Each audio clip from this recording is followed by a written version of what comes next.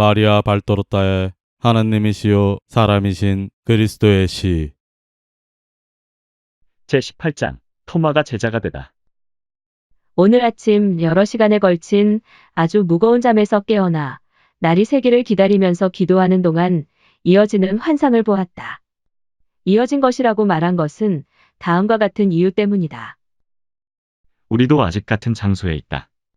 벽이 온통 연기로 검게된 넓고 낮은 부엌은 겨우 길고 좁은 투박한 식탁에 놓여있는 작은 기름 등잔 하나로 밝혀져 있으며 그 식탁에는 예수님과 그분의 제자들과 집주인, 이렇게 8사람이 한쪽에 4사람씩 앉아있다. 예수께서는 아직 등없는 걸상에 돌아앉아 계신다. 과연 다리가 셋 달리고 등이 없는 걸상밖에 없다. 진짜 촌스러운 가구이다. 예수께서는 아직 토마와 말씀하신다. 예수의 손은 새로운 사람의 어깨에 내려와 있다. 예수께서 토마에게 말씀하신다. 이 사람 일어나게. 저녁을 먹었는가? 못 먹었습니다. 저와 동행했던 또 한 사람과 같이 몇 미터를 가다가 그 사람을 놔두고 가던 길로 돌아오면서 병이 나은 문둥병자와 이야기를 나누고자 한다고 말했습니다. 제가 그 사람에게 이 말을 한 것은 그 사람이 부정한 사람을 가까이 하기를 싫어할 것이라고 생각했기 때문입니다. 제 짐작이 맞았습니다. 그렇지만 저는 선생님을 찾은 것이지 문둥병자를 찾은 것은 아니었습니다. 저를 받아주십시오. 하고 말씀드리려고 한 것입니다. 그래서 올리브나무 재배지 주위를 돌고 있었는데 한 젊은이가 무엇을 하느냐고 물었습니다. 저를 고약한 생각을 품은 사람으로 생각한 모양입니다. 그 젊은이는 소유지가 시작되는 곳에 있는 경계표 가까이 있었습니다. 집주인이 빙그레 웃으며 말한다. 내 아들이요. 그리고는 설명을 하며 이렇게 덧붙인다. 그 애는 앞찾기 앞에서 보초를 서고 있는 겁니다. 우리의 금년 수확 거의 전부가 지하 저장고 앞찾기 아래에 있어요. 금년은 대풍이었습니다. 기름이 많이 나왔죠. 사람들은 많을 때에는 지키지 않는 곳을 털어가는 불황배들이 끼어듭니다. 꼭 8년 전 안식일 전날에 그놈들이 우리 기름을 전부 훔쳐갔어요. 그때부터 우리는 번갈아가며 야경을 돌고 있죠. 그 애 어머니가 저녁을 갖다 주러 갔습니다. 그래 그 젊은이가 뭐 하는 거요 하고 말했습니다. 그런데 그 말투가 어떻게나 딱딱하던지 어깨에 몽둥이를 맞지 않으려고 빨리 해명했습니다. 나는 여기 사시는 선생님을 찾소 라고요. 그랬더니 젊은이는 당신 말이 참말이면 집으로 갑시다라고 대답하고 여기까지 같이 왔습니다. 문을 두드린 것이 그 젊은이였습니다. 그리고 제가 처음 몇 마디 말을 하는 것을 듣고는 갔습니다. 멀리 사느냐? 시의 저쪽 동쪽 성문 바로 근처에 삽니다. 너 혼자 있느냐? 부모님과 같이 있었습니다. 그렇지만 부모님은 베들레헴 가는 길 옆에 사는 다른 친척들한테 가셨고 저는 선생님을 밤낮으로 찾느라고 남아있다가 결국 만나 뵙게 되었습니다. 예수께서는 빙긋이 웃으시며 말씀하신다. 그러면 기다리는 사람이 아무도 없단 말이구나. 예. 길은 멀고 밤은 어둡고 로마 순찰대들은 시내를 누비고 다닌다. 그래서 말인데 우리하고 같이 있고 싶으면 있어라. 아이고 선생님. 토마는 좋아한다. 이 사람에게 자리를 마련해 주어라. 그리고 모두 형제에게 무엇을 좀 주어라. 당신으로서도 예수께서는 당신 앞에 있는 치즈의 일부를 떼어내시며 토마에게 설명하신다. 우리는 가난하다. 그리고 식사가 거의 끝났다. 그러나 모두가 진심으로 내게 주는 것이다. 그리고 당신 곁에 앉아있는 요한에게 말씀하신다. 친구에게 내 자리를 양보해라. 요한은 곧 일어나서 식탁 옆쪽에 가서 주인 곁에 앉는다. 토마야, 앉아서 먹어라. 그리고 모든 사람에게 말씀하신다. 벗들아. 너희들은 항상 이렇게 해서 사랑의 법을 지켜라. 나그네는 벌써 하느님의 율법으로 보호받는다. 그러나 너희들이 이제는 내 이름으로 나그네를 한층 더 사랑해야 한다. 누가 하느님의 이름으로 너희들에게 빵이나 잠자리나 물 한 모금을 와서 청하면 너희들도 하느님의 이름으로 주어라. 그러면 하느님께서 거기대한 상금을 주실 것이다. 너희는 모든 사람에게 원수들에게까지도 이렇게 해야 한다. 이것이 새 법이다. 지금까지 너희는 이런 말을 들었었다. 너희를 사랑하는 사람들을 사랑하고 원수들을 미워하여라 하고 그러나 나는 너희들에게 이렇게 말한다. 너희를 미워하는 사람들을 사랑하여라 하고, 만일 너희들이 내가 말하는 것과 같이 사랑하면 너희들이 하느님께 얼마나 많은 사랑을 받을지 모른다. 어떤 사람이 나는 당신과 같이 함께 주 하느님을 섬기고 그분의 어린 양을 따르고 싶습니다 하고 말하면 그때에는 그 사람이 너희들에게 있어서 같은 피를 나눈 형제보다 더 소중한 사람이 되어야 한다. 그것은 너희가 영원한 유대, 즉 그리스도의 유대로 맺어지겠기 때문이다. 그렇지만 그 후 어떤 사람이 솔직하지 않다는 것을 알아차리게 되면요. 이렇게 저렇게 하고자 한다고 말하기는 쉽습니다. 그러나 말이 항상 사실과 맞아 들어가지는 않거든요. 하고 베드로가 대단히 화가 나서 말한다. 잘은 모르겠지만 그가 보통 때의 명랑한 기분이 아닌 것 같다. 이와 베드로야.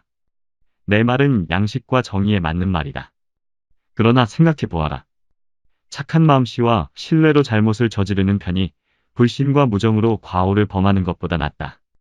만일 내가 비열한 자에게 선행을 하면 그 때문에 내게 어떤 해가 돌아오겠느냐? 아무런 해도 돌아오지 않는다.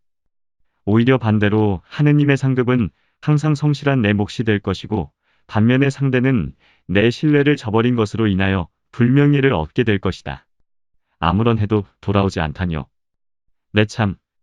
어떤 때는 비열한 자가 배은망덕하는데 그치지 않고 한술 더 떠서 명성과 재산과 심지어 생명까지도 해치는 일이 있는걸요. 옳은 말이다. 그러나 그것으로 인해서 내 공로가 줄어들겠느냐? 그렇지 않다. 모든 사람이 중상을 믿고 그래서 내가 욥보다도 더 가난하게 될 수밖에 없고 그 잔인한 사람이 내 목숨을 앗아간다 하더라도 하느님이 보실 때 무엇이 달라지겠느냐? 아무것도 달라진 것은 없을 것이다. 다만 내게는 변화가 있겠지만 더 낫게 되는 변화일 것이다.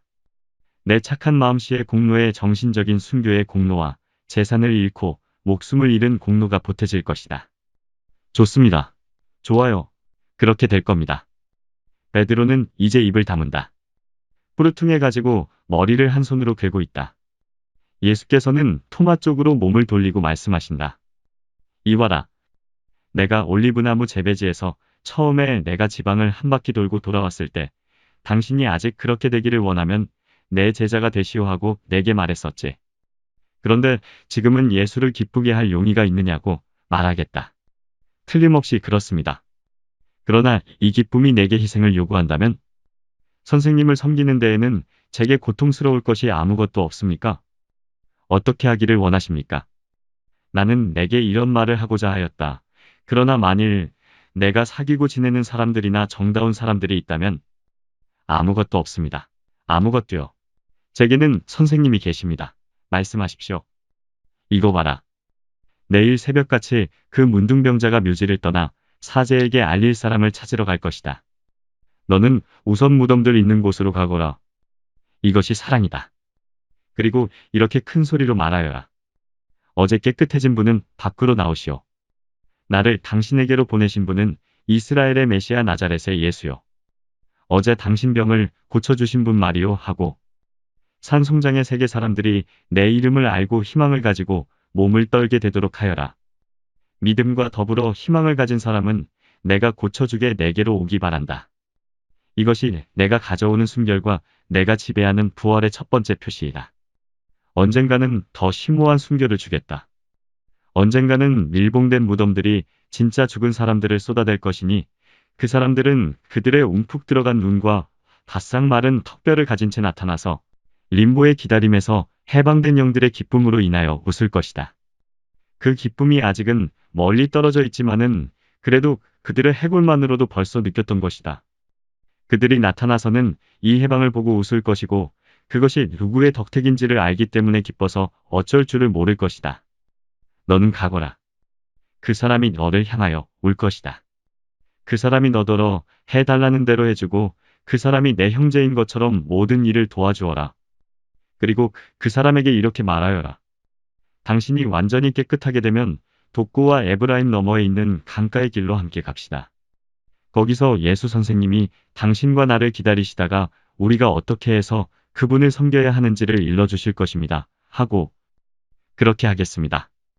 그런데 또 한 사람은요. 누구 말이냐? 가리옷 사람 말이냐? 예. 그 사람의 경우에는 내 권고가 그대로 계속된다. 그 사람이 스스로 결정하고 오래 곰곰이 생각하게 내버려 두어라. 그 사람을 만나는 것조차 피하여라. 저는 문둥병자 곁에 있겠습니다. 무덤들이 있는 골짜기에는 이리저리 다니는 부정탄 사람들이나 불쌍히 여겨서 가까이 가는 사람들밖에는 없습니다. 베드로는 무슨 말인지 투덜대고 있다. 예수께서 그것을 들으셨다. 베드로야, 무슨 일이냐? 너는 말을 안 하거나 투덜대거나 하는구나. 불평이 있는 것 같은데 왜 그러느냐? 불만이 있습니다. 저희들이 제일 먼저 온 사람들인데 저희들에게는 기적 하나도 선물로 주지 않으셨습니다. 저희들이 제일 먼저 온 사람들인데 선생님은 외부 사람을 선생님 곁에 앉히십니다. 저희들이 제일 먼저 왔는데 선생님은 그 사람에게는 책임을 맡기시면서 저희들에게는 안 맡기십니다. 저희들이 제일 먼저 왔는데 그런데 바로 말해서 꼴찌 같단 말씀입니다. 왜 강가 길에서 그 사람들을 기다리십니까? 분명히 그 사람들에게 어떤 임무를 맡기시려는 거지요. 왜 그 사람들에게는 맡기시면서 저희들에게는 맡기지 않으십니까? 예수님은 그를 보신다. 성이 나지 않으셨다. 어린아이에게 미소를 보내는 것처럼 그에게 미소를 보내기까지 하신다. 예수께서는 일어나셔서 천천히 베드로에게로 가시어 그의 어깨에 손을 얹고 말씀하신다. 베드로야, 베드로야.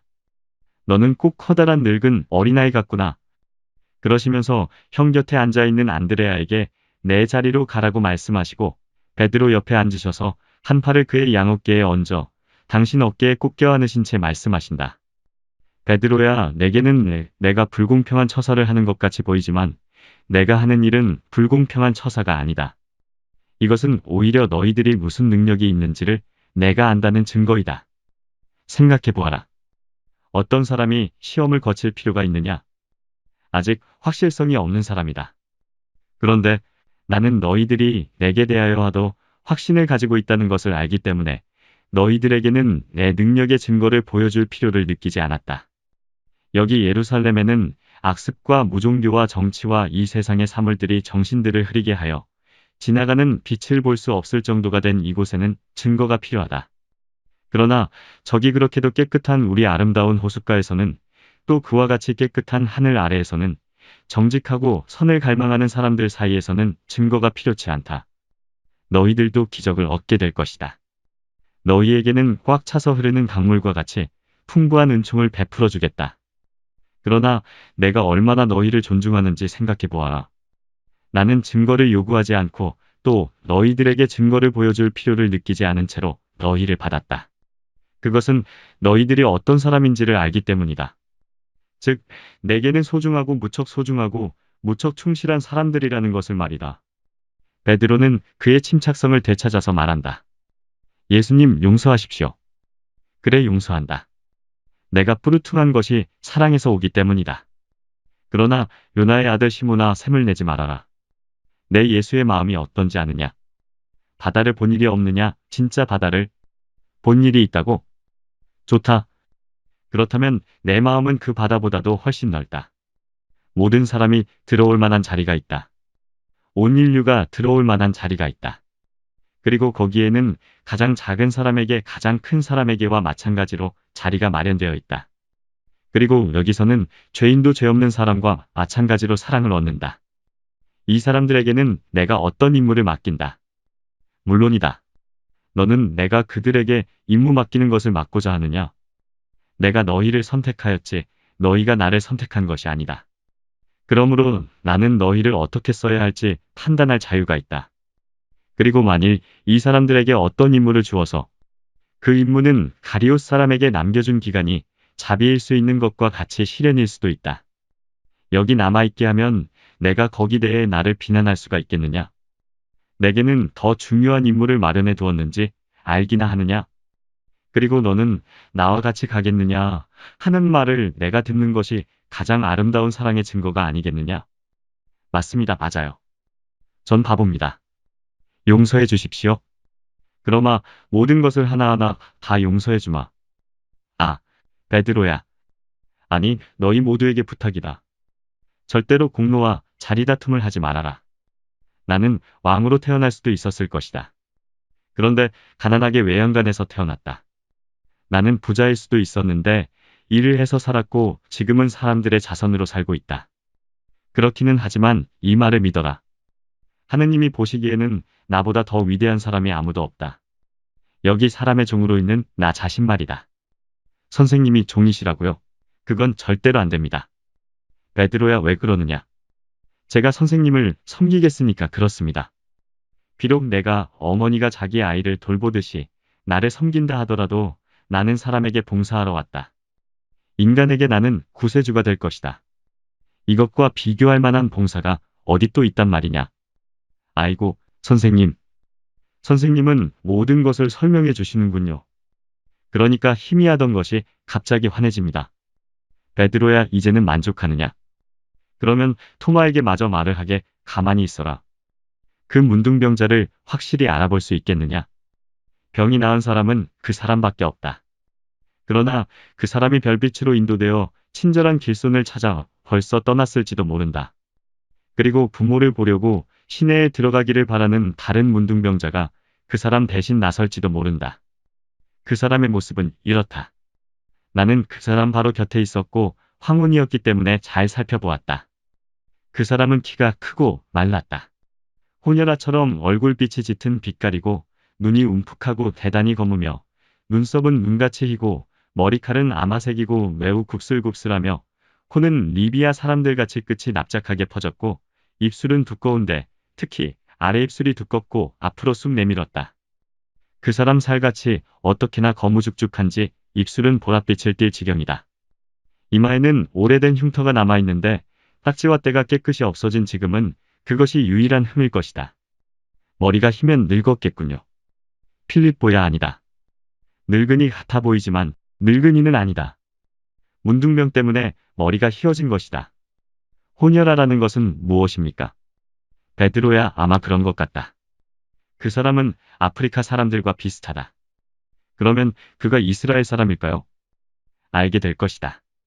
그러나 이스라엘 사람이 아니면 그야 이스라엘 사람이 아니면 떠나갈 수도 있을 것입니다. 운 좋게 병이 나은 것만도 벌써 대단한 것이니까요. 아니다, 베드로야. 그 사람이 우상 숭배자라 하더라도 나는 그 사람을 내쫓지는 않을 것이다. 예수는 모든 사람을 위하여 왔다. 그리고 잘 들어두어라. 암흑의 백성들이 빛의 백성을 능가할 것이다. 예수께서는 한숨 지으신다. 그리고 일어나신다. 찬가를 낭송하면서 아버지께 감사를 하시고 찬양하신다. 환상은 이렇게 끝난다. 말이 나온 김에 지적하는데 내 안에 알려주시는 분이 어제 저녁부터 내가 문둥병자를 바라볼 때부터 이렇게 말씀하셨다. 저 사람이 사도 시몬이다. 너는 그가 선생님께 오는 것을 보게 될 것이고 타데오가 오는 것도 볼 것이다. 오늘 아침 성체를 모신 다음 오늘은 금요일이다. 미사경본을 펼쳤을 때 오늘이 바로 성 시몬과 성 유다의 축일 전날이라는 것을 알게 되었고 내일의 복음에는 내가 첫 번째 환상에서 본 것과 같은 말을 거의 되풀이해서 말하는 애덕에 대한 말씀이 있었다.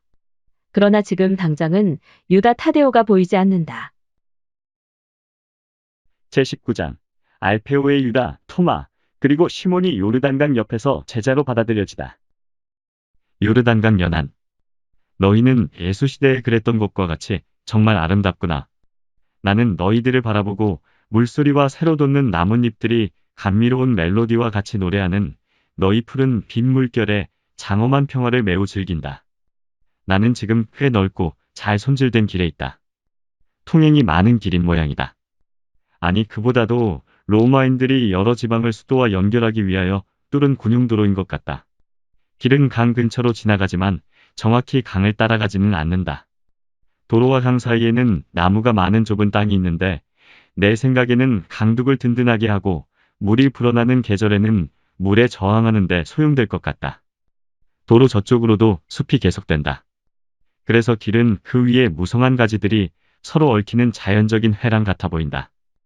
해가 사정없이 내리쬐는 이 지방을 여행하는 길손들에게는 기분 좋은 휴식처이다.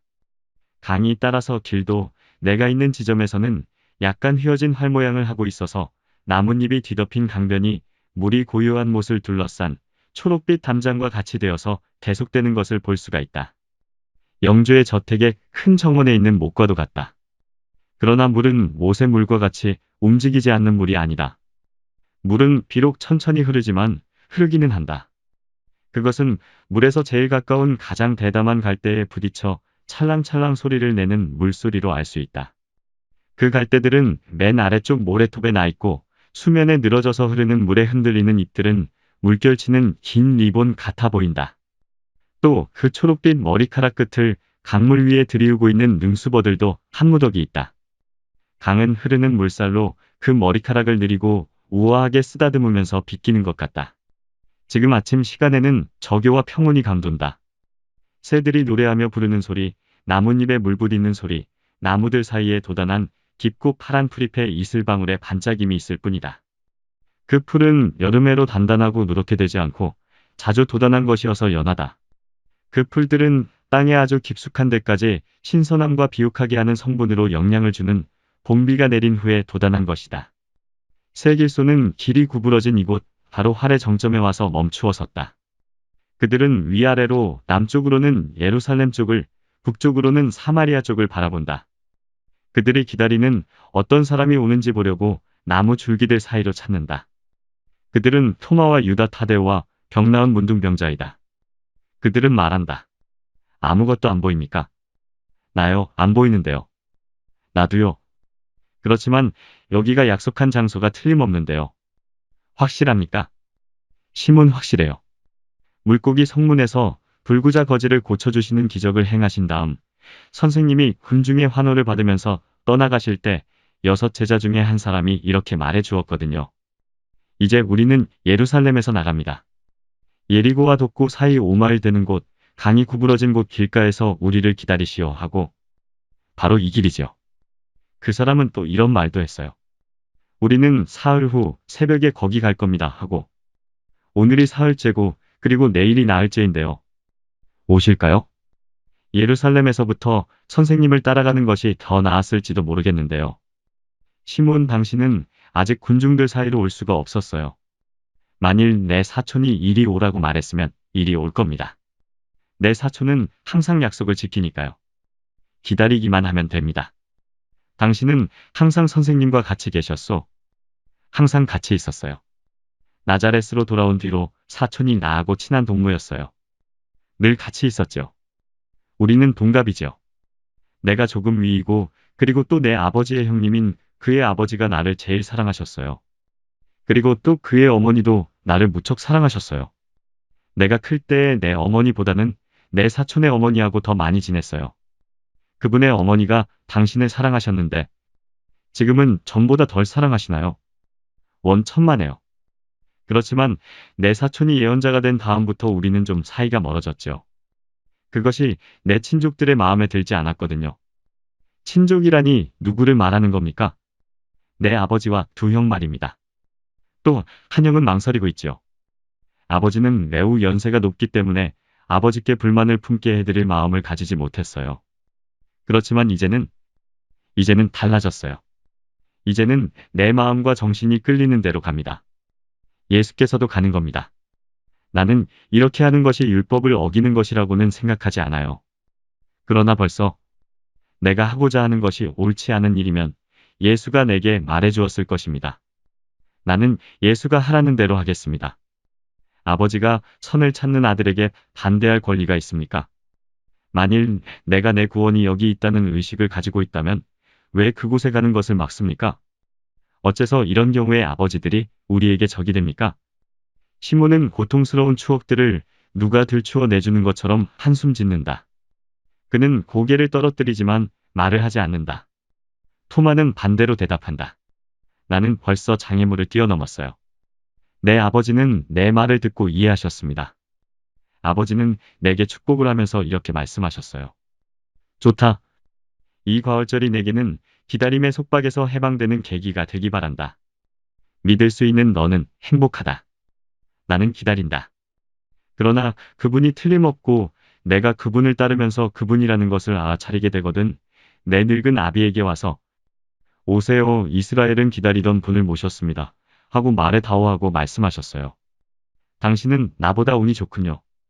그런데 우리는 그의 곁에서 살면서 그와 한 집안인 우리가 믿지를 않는다니. 그리고 그 사람 머리가 돌았어 하고 우리가 아니 그들이 말하다니. 저기 사람 한때가 옵니다 하고 시몬이 외친다. 그분입니다. 그분이에요. 그분의 금발머리를 알아보겠어요. 아, 오세요. 뛰어갑시다. 그들은 남쪽으로 빨리 걷기 시작한다. 활 모양의 정점에 그들이 도착한 지금은 나무들에 가려서 길의 계속이 보이지 않는다. 그래서 두 그룹은 조금도 예기치 않았던 순간에 서로 마주치게 되었다.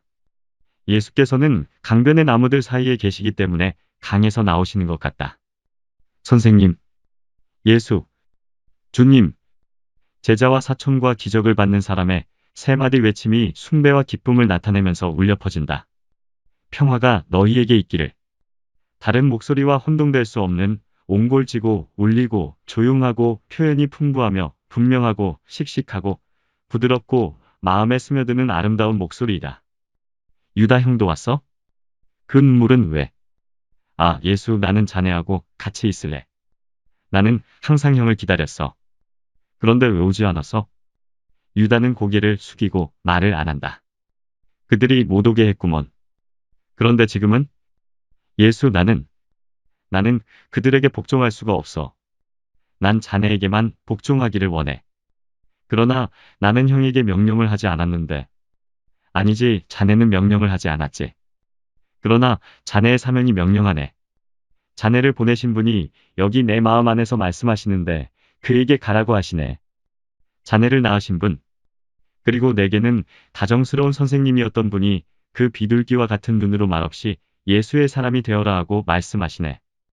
내가 이 가슴을 깊이 타고드는 저 하늘의 목소리를 무시할 수 있나? 분명히 내 이익을 위해서 내게 간절히 청하시는 성녀의 그 부탁을 무시할 수 있나? 나는 요셉 쪽으로 해서 자네의 사촌인데 자네가 어떤 사람이라는 것을 알지 못한 데서야 되겠나?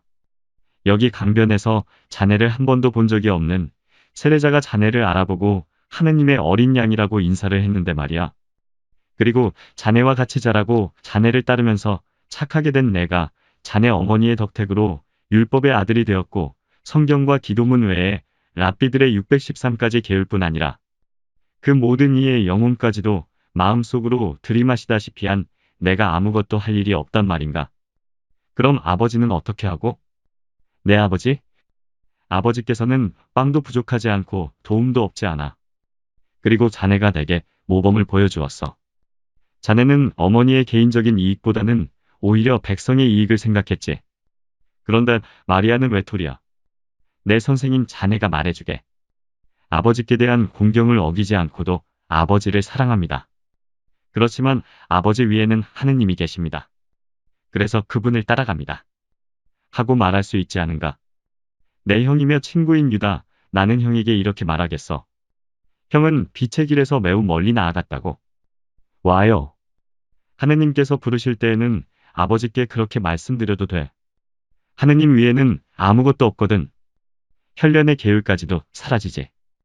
아니, 그보다도 우리의 눈물로 우리 부모와 우리 어머니들에게 더 큰 도움을 드리는데 그것도 이 세상의 세월과는 비교가 되지 않는 영원한 목적을 위하여 드리는 것이지.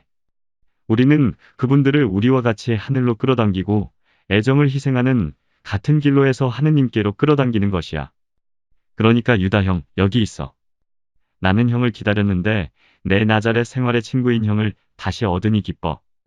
유다는 매우 감격하였다. 예수께서는 토마에게로 몸을 돌리고 말씀하신다. 너는 충실히 순종하였다. 제자로서의 첫째가는 덕행이다. 선생님께 충실하려고 왔습니다. 내가 분명히 말하는데 너는 나중에까지도 충실할 것이다.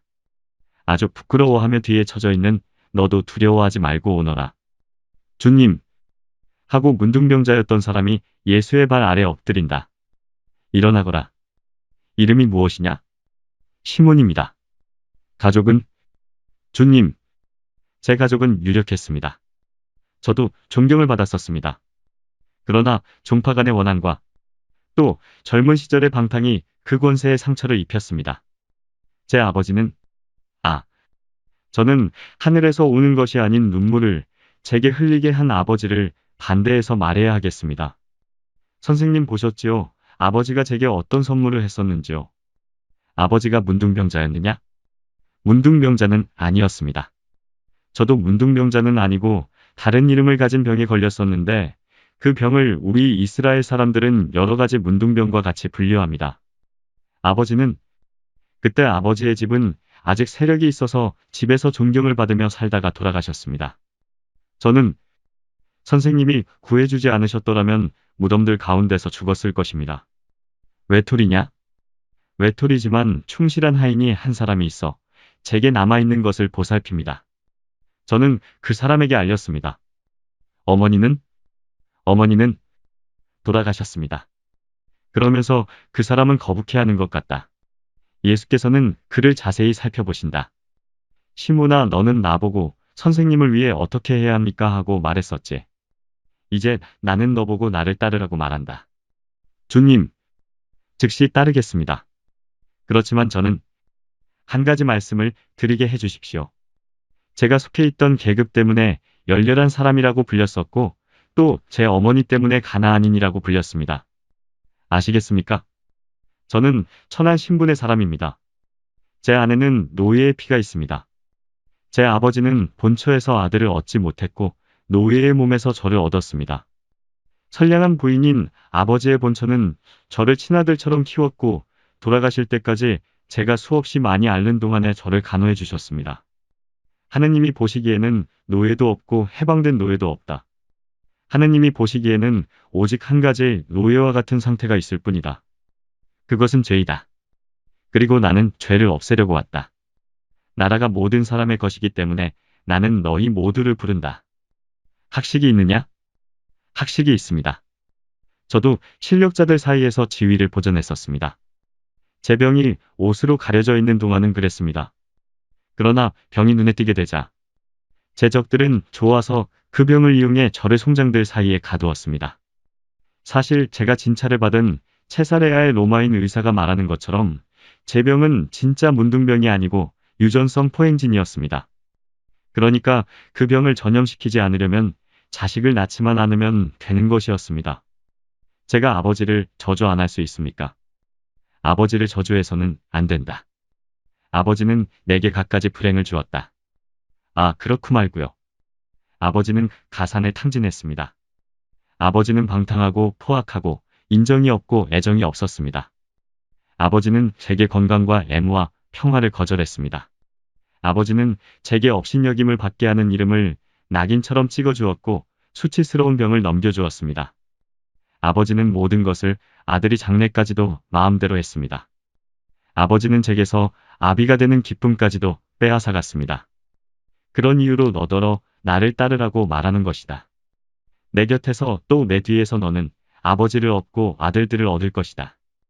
시몬아, 눈을 들어라. 저기서 진짜 아버지께서 제게 미소를 보내신다.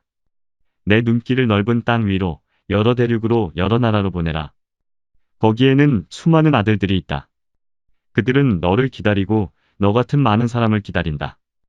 내 표 아래서는 버림받음이라는 것이 없어졌다. 내 표 안에서 고독이 없어졌고 차별도 없어졌다. 이것은 사랑의 표이다. 그리고 사랑을 준다.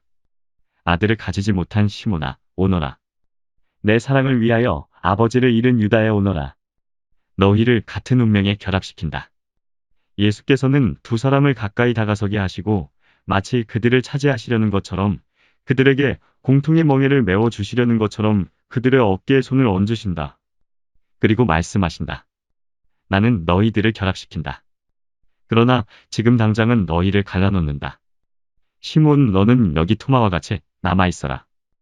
토마와 함께 내가 돌아올 길들을 준비하여라. 얼마 안 있어 다시 올 터인데 나를 기다리는 백성이 많기를 원한다. 병자들에게 병을 고쳐주는 분이 온다고 말하여라. 너는 그 말을 할 수 있다. 기다리는 사람들에게는 메시아가 백성 가운데 와 있다고 말하여라. 죄인들에게는 향상하는 힘을 주기 위하여 용서하는 어떤 분이 있다고 말하여라. 그렇지만 그렇게 할 수가 있을까요? 할 수 있다. 너희들은 이렇게만 말하면 된다. 그분이 오셨습니다. 그분이 여러분을 부르고 기다리십니다. 그분은 여러분에게 은총을 주려고 오십니다. 빨리 서둘러 그분을 보도록 하시오. 그리고 이 말에다 너희들이 알고 있는 일에 대한 이야기를 덧붙여라. 그리고 사촌 유다는 나와 이 사람들과 같이 가자. 그러나 유다는 나자렛에 남아있어라. 왜요, 예수? 유다는 우리 고향에서 내 길을 준비해야 하겠기 때문이다. 유다는 이것이 보잘것없는 임무라고 생각하느냐? 사실은 이보다 더 중요한 임무가 없다. 예수께서는 한숨 지으신다. 내가 성공할까요? 그렇기도 하고 그렇지 않기도 하지. 그러나 모든 것이 우리를 정당화하는 데에는 충분할 것이다. 무엇에 대해서? 누구에게? 하느님께? 조국에 대해서, 우리 가족에 대해서. 그들은 우리가 선한 것을 그들에게 주지 않았다고 비난을 하지는 못할 것이다. 그리고 만일 고향 사람들과 우리 집안 사람들이 선을 무시하면 그들이 멸망에 대해서 우리는 책임이 없을 것이다. 그럼 저희들은요? 베드로야, 너희들은 다시 고기잡이를 하러 가거라. 왜요? 그것은 내가 너희들을 천천히 가르치겠고 너희들이 준비가 다 되었을 때 데려가겠기 때문이다. 그렇지만 그러면 선생님을 뵐 수는 있겠습니까? 물론이다. 너희를 만나러 자주 오겠고 가파르나움에 오면 너희를 부르러 사람을 보내겠다. 이제는 벗들 서로 인사해라. 우리는 간다. 여기 남아있는 너희들에게 축복한다. 내 평화가 너희와 함께 있기를. 그리고 환상이 끝난다.